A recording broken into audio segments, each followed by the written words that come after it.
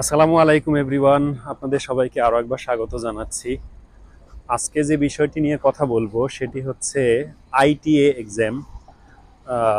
ITA মানে হচ্ছে international teaching assistantship exam.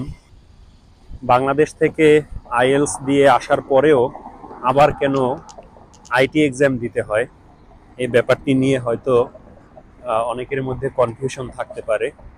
তো সেই বিষয়টি নিয়ে আজকে আমি কথা বলবো। কিছু ইউনিভার্সিটির কিছু প্রোগ্রাম এবং কিছু দেশের জন্য এই আইটিএ এক্সাম নির্ধারণ করা হয়ে থাকে। এটি কিন্তু সবাইকে দিতে হয় না, কিংবা সব প্রোগ্রামেও থাকে না। আমাদের ইউনিভার্সিটিতে যেমনটা ছিল সেটি হচ্ছে যাদের আইএলস স্কোর 8.5 বা তারও বেশি, 8.5-এর বেশি আর কি হতে পারে, 9, তো 8.5 বা 9 যাদের স্কোর তাদের আইটি এক্সাম দিতে হবে না। কিন্তু তার নিচে যাদের স্কোর, অর্থাৎ 8 থেকে নিয়ে 6.5 পর্যন্ত যাদের স্কোর, তাদের একটা আইটি এক্সাম দিতে হয়। অর্থাৎ টিচিং অ্যাসিস্ট্যান্টশিপের রোল প্লে করতে হবে আপনাকে। তো সেটার জন্য আপনার ইন্টারন্যাশনাল স্টুডেন্টদের সাথে কমিউনিকেট করতে হবে বিভিন্নভাবে। তো এটা আপনি কতটা পারবেন সেটা যাচাই বাছাই করার জন্য এই আইটি এক্সামটি নেওয়া হয়ে থাকে। এটি হচ্ছে জাস্ট একটি প্রেজেন্টেশন। আপনাকে কিছু স্লাইড বানাতে হবে, আপনার নিজের পছন্দ অনুযায়ী টপিক স্লাইড বানিয়ে আপনি সেটা প্রেজেন্ট করবেন। তবে প্রেজেন্টেশন শেষে বেশ লম্বা একটি কোশ্চেন অ্যান্সার সেশন থাকে। সেখানে ইংলিশ ল্যাঙ্গুয়েজ স্পেশালিস্ট যারা আছেন, সাধারণত ইংলিশ ডিপার্টমেন্টের, তারা থাকবেন এবং আপনার ডিপার্টমেন্টের শিক্ষকরা থাকবেন, শিক্ষার্থীরা থাকবেন। তারা আপনাকে বিভিন্ন রকমের কোশ্চেন করবেন আপনার ওই প্রেজেন্টেশনের উপরে, সেইগুলো আপনাকে খুব ভালো মতো ডিল করতে হবে। তো আপনার প্রেজেন্টেশন এবং এই কোশ্চেন অ্যান্সার সেশন, এইটা আপনি কিভাবে করলেন, কতটা ভালোভাবে করলেন, তার উপরে সবাই আপনাকে একটি মার্কস দিবে এবং ওই মার্কসের উপর ভিত্তি করে তারা ডিসাইড করবে যে আপনাকে টিচিং অ্যাসিস্ট্যান্টশিপের যে রেসপন্সিবিলিটিসগুলো সেগুলো দেয়া যাবে কিনা। তো যদি তারা মনে করে যে আপনি ভালো প্রেজেন্ট করতে পেরেছেন এবং কোশ্চেন অ্যান্সারগুলো খুব ভালো মতো ডিল করতে পেরেছেন, তখন আপনাকে স্বাভাবিকভাবেই টিচিং অ্যাসিস্ট্যান্টশিপ হিসেবে যে দায়িত্ব সেটি আপনাকে দেয়া হবে, অথবা সেই জবটি আপনাকে দেয়া হবে। এটি একটি জবই বলতে পারেন। এখানে আপনি 20 ঘন্টা কাজ করবেন সপ্তাহে এবং তার বিনিময়ে যে স্টাইপেন্ড বা স্যালারি পেয়ে থাকেন আর কি, বা আমরা পাই সেটা।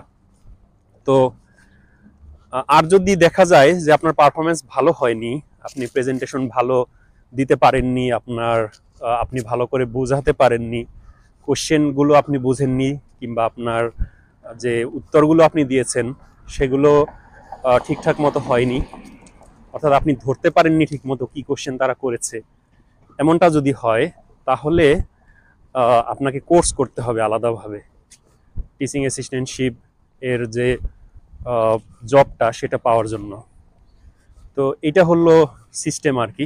আমাদের ওকলাহোমা স্টেট ইউনিভার্সিটিতে আমাদের পিএইচডি এবং মাস্টার্স প্রোগ্রামে বেশ কিছু ডিপার্টমেন্টে, সবগুলোতে না, এরকম আইটি এক্সাম হয়ে থাকে। যাদের আইএলস স্কোর 8.5-এর কম, তারা এই আইটি এক্সাম দিতে বাধ্য থাকেন। তো যদি ভালো করেন তাহলে টিচিং অ্যাসিস্ট্যান্টশিপ তাদেরকে দেয়া হয়, আর যদি খারাপ করেন তখন আলাদাভাবে কোর্স করতে হয়।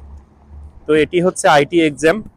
তো আমি শুনেছি শুধু আমাদের এই ওকলাহোমা স্টেট ইউনিভার্সিটিতেই না, এরকম আরও অনেক ইউনিভার্সিটিতে এই জাতীয় আইটি এক্সাম বা ইন্টারন্যাশনাল টিচিং অ্যাসিস্ট্যান্টশিপ এক্সাম হয়ে থাকে। তো যদি আপনি ফুল ফান্ডিং স্কলারশিপ পেয়ে যান, তখন এই ব্যাপারটি নিয়ে ঘাবড়ানোর কিছু নেই। জাস্ট একটি প্রেজেন্টেশন দিবেন এবং প্রেজেন্টেশন শেষে বেশ লম্বা সময় ধরে একটা কোশ্চেন অ্যান্সার সেশন থাকে। লম্বা সময় বলতে 5-6 জন অন্তত কোশ্চেন করবে আপনাকে। আপনার সেগুলো খুব ভালো মতো বুঝে তার উত্তরগুলো ঠিকঠাক মতো দিতে হবে। আর আপনি যে টপিকের উপর প্রেজেন্টেশন দিবেন সেটি যেন সবার কাছে বোধগম্য হয়, এই ব্যাপারটিও কিন্তু আপনাকে মাথায় রাখতে হবে। তো এই হচ্ছে সংক্ষেপে আইটি এক্সাম।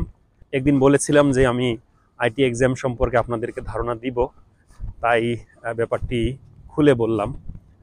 যারা স্কলারশিপ পাবেন তারা পরবর্তীতে এই আইটি এক্সামের জন্য নিজেদেরকে এভাবে তৈরি করতে পারেন কিংবা এইভাবে প্রস্তুতি নিতে পারেন। তো যাই হোক, আজকের মতো বিদায় নিচ্ছি। সবাইকে অসংখ্য ধন্যবাদ।